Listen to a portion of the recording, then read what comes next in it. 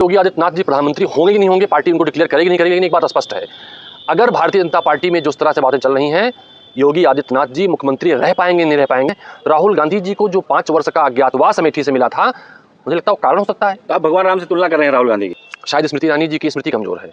यहाँ लोग उनसे सवाल पूछते हैं 13 रुपए किलो चीनी कब मिलेगी, लोग सवाल पूछते हैं सिलेंडर का दाम अब क्या है, जवाब लेके घूमती थी तब 400 में था, आज 1200 1500 में है। लोग सवाल पूछते हैं उनसे आपने काम क्या किया है। पूरे देश में स्मृति ईरानी गालियां पड़ी हैं। स्मृति ईरानी जी को जब महिला पहलवानों की अस्मिता की बात आती है तब उन्हें उनकी इज्जत नहीं दिखाई पड़ती, जब मणिपुर की महिलाएं निर्वस्त्र घुमाई जाती हैं तब उन्हें नहीं दिखाई पड़ता, और जिसे पूरी दुनिया देश ने नहीं देखा वो फ्लाइंग किस उन्हें दिखाई पड़ गया। राहुल गांधी जी 2024 में अमेठी के सांसद होंगे और देश के प्रधानमंत्री होंगे। अमेठी फिर अपने उस पुराने स्वर्णिम इतिहास को दोहराएगा। पहले स्मृति ईरानी जी सवेरे वाली जहाज से आती थी और शाम वाली जहाज से 2 घंटा अमेठी में खबर बनाकर चली जाती थी। सड़कें गड्ढे नहीं भरा पा रही अमेठी की। स्मृति ईरानी जी के पदार्पण के बाद से अमेठी में ट्रिपल IT बंद हुई, फूड पार्क बंद हुआ, यहाँ पर एम्स की सेटेलाइट छीनकर चली गई, मालविका औने पौने में नीलाम हो गई, कई सारे उपक्रम बंद हो गए। यहाँ से वो जो 144 करोड़ के घोटाले सामने आए हैं स्मृति ईरानी जी के मंत्रालय के, उसे छोड़ कोई विकास बता दें। इस वक्त मौजूद हैं लोकसभा क्षेत्र अमेठी में और हमारे साथ बातचीत करने के लिए हैं कांग्रेस के पूर्व MLC दीपक सिंह। बातचीत करेंगे कि अभी यहाँ पर मौजूदा सांसद स्मृति ईरानी 2 दिनों के दौरे पर आने वाली हैं। उससे पहले हालांकि यहाँ पर जनता जो है या फिर कांग्रेसी कार्यकर्ता है इस राह में है कि कब यहाँ पर राहुल गांधी आएंगे, चूँकि 2019 हार के बाद कहीं ना कहीं निराशा भी है कार्यकर्ताओं में कि राहुल गांधी यहाँ पर दिखाई नहीं पड़ रहे हैं।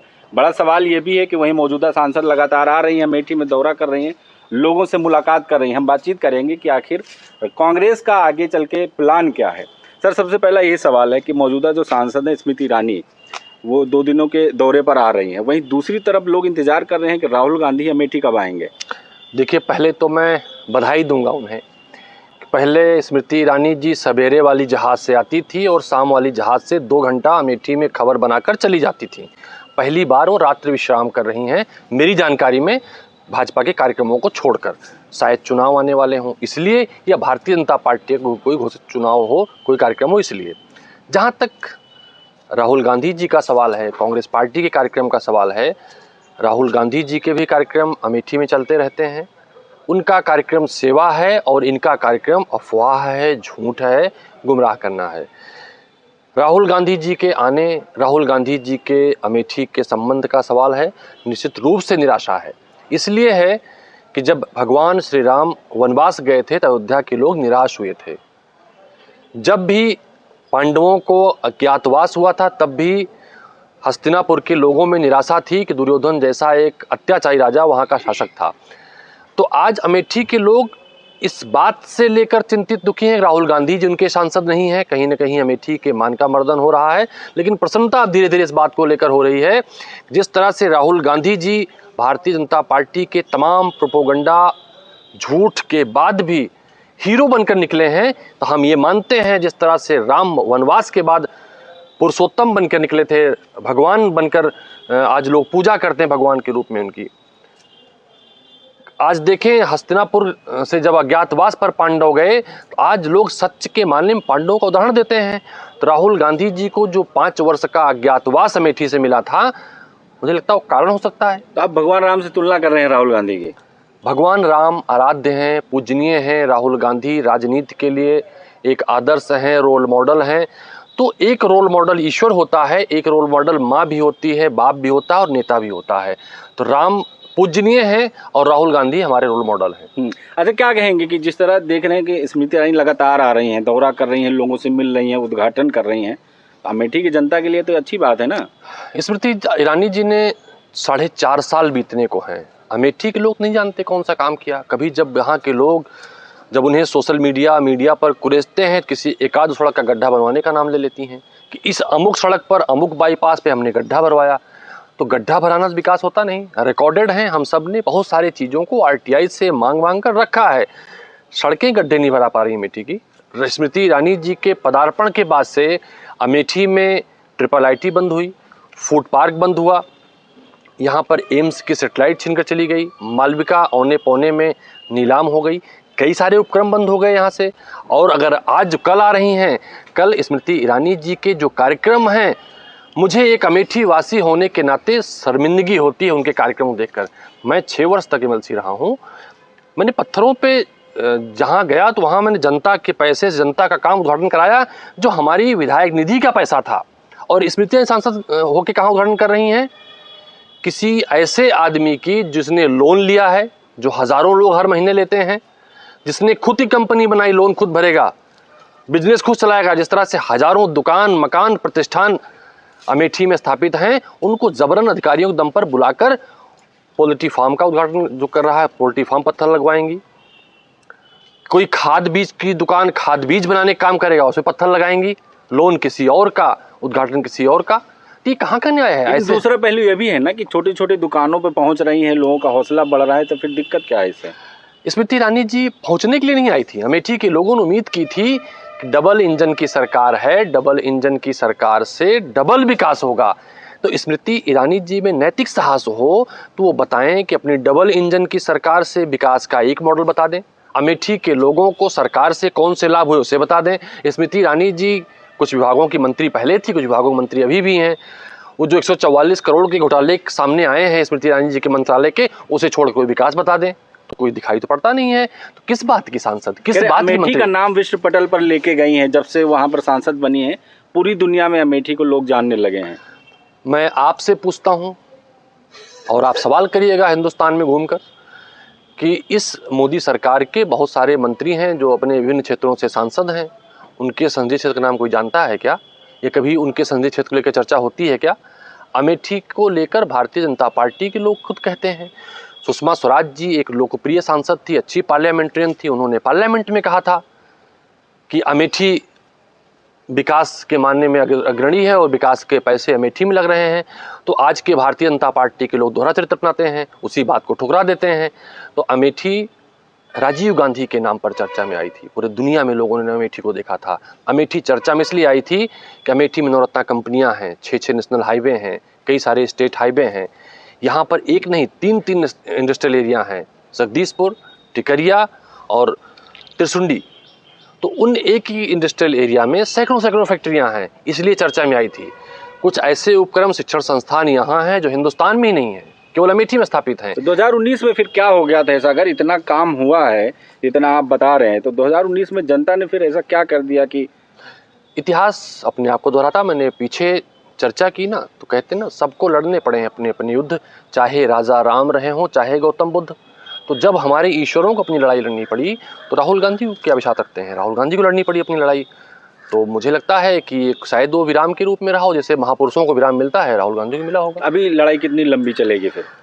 राहुल गांधी जी 2024 में अमेठी के सांसद होंगे और देश के प्रधानमंत्री होंगे। अमेठी फिर अपने उस पुराने स्वर्णिम इतिहास को दोहराएगा कि अमेठी का सांसद राहुल गांधी देश के प्रधानमंत्री हैं। कांग्रेस मुक्त हो रहा है अमेठी, भाजपा वाले नारा दे रहे हैं, स्मृति ईरानी भी कह रही हैं कि इस बार मुक्त हो जाएगा। शायद स्मृति ईरानी जी की स्मृति कमजोर है। यहाँ लोग उनसे सवाल पूछते हैं 13 रुपये किलो चीनी कब मिलेगी। लोग सवाल पूछते हैं सिलेंडर का दाम अब क्या है, जब आप लेके घूमती थी तब 400 में था, आज 1200-1500 में है।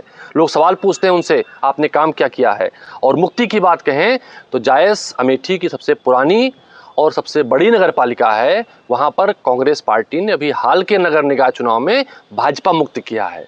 तो हम किसी को मुक्त नहीं करना चाहते, लेकिन हाँ, जो भारतीय जनता पार्टी की जहरीली विचारधारा है, जो नफरत फैलाती है, उस नफरत और जहर से हिंदुस्तान को मुक्त करना चाहते हैं। इसलिए जो पार्टी जो विचारधारा उस विचारधारा को लेकर आगे बढ़ेगी, उसको मुक्ति पर कांग्रेस पार्टी, राहुल गांधी काम कर रहे हैं, मोहब्बत का पैगाम दे रहे हैं। अलग का विषय है उस मोहब्बत के पैगाम में भी लोग जहर घोलने काम करती हैं या करते हैं, तो उन्हें 19 जवाब देना पड़ेगा। उसी मोहब्बत में आप फ्लाइंग किस कर रहे हैं, संसद में जाके आप फ्लाइंग किस कर रहे हैं। आपने देखा होगा कितना मुद्दा वो गरमाया चर्चा में, यहाँ की जो सांसद हैं किस तरह से मुद्दा लेकर वो मुद्दा गरमाया जरूर, लेकिन आप सोशल मीडिया उठाकर देख लीजिए कि स्मृति ईरानी जी को कुछ इस तरह का कार्यक्रम करना पड़ा, आस्क एनीथिंग टाइप का, कि उन्हें सफाई देनी पड़ी। और पूरे देश में स्मृति ईरानी गालियाँ पड़ी हैं कि स्मृति ईरानी जी को जब महिला पहलवानों की अस्मिता की बात आती है तब उन्हें उनकी इज्जत नहीं दिखाई पड़ती, जब मणिपुर की महिलाएं निर्वस्त्र घुमाई जाती हैं तब उन्हें नहीं दिखाई पड़ता।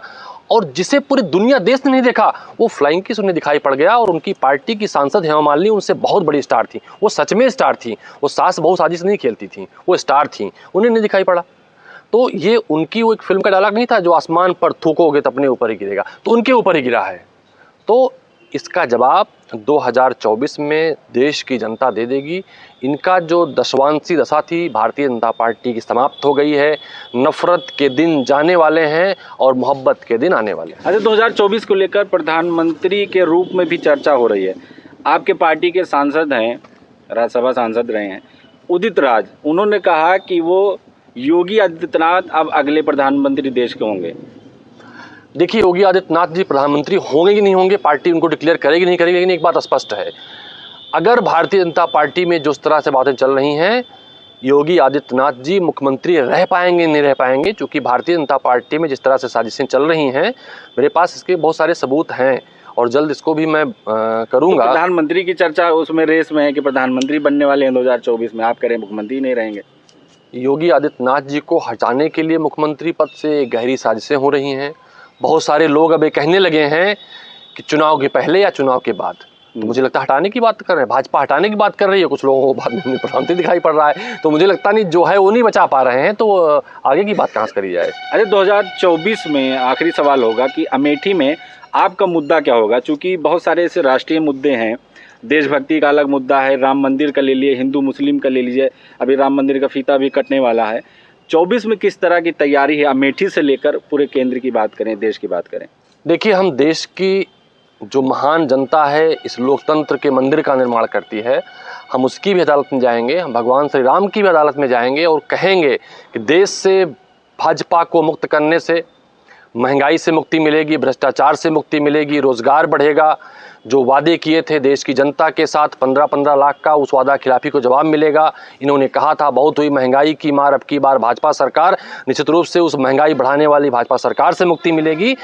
तो भारतीय जनता पार्टी के खिलाफ तमाम मुद्दे हैं। आप वर्ल्ड में अगर रैंकिंग देखें, अकेले हिंदुस्तान से 10 वर्ष में 70,000 लोग, उद्योगपति और बड़े लोगों ने हिंदुस्तान छोड़कर दूसरे देशों की नागरिकता ले ली है। हमारे देश का सम्मान गिरा है।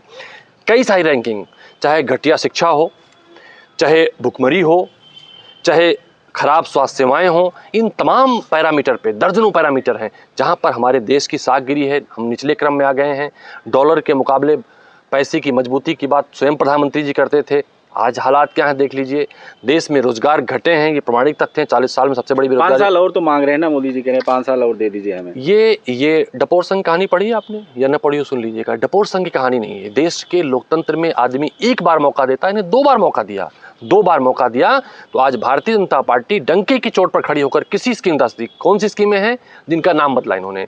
स्वच्छ भारत मिशन का नाम शौचालय कर दिया, आवास का नाम जो इंदिरा गांधी आवास था प्रधानमंत्री, इस तमाम सारी हमारे स्वास्थ्य मिशन योजना थी उसे अपना मोहर लगा दिया।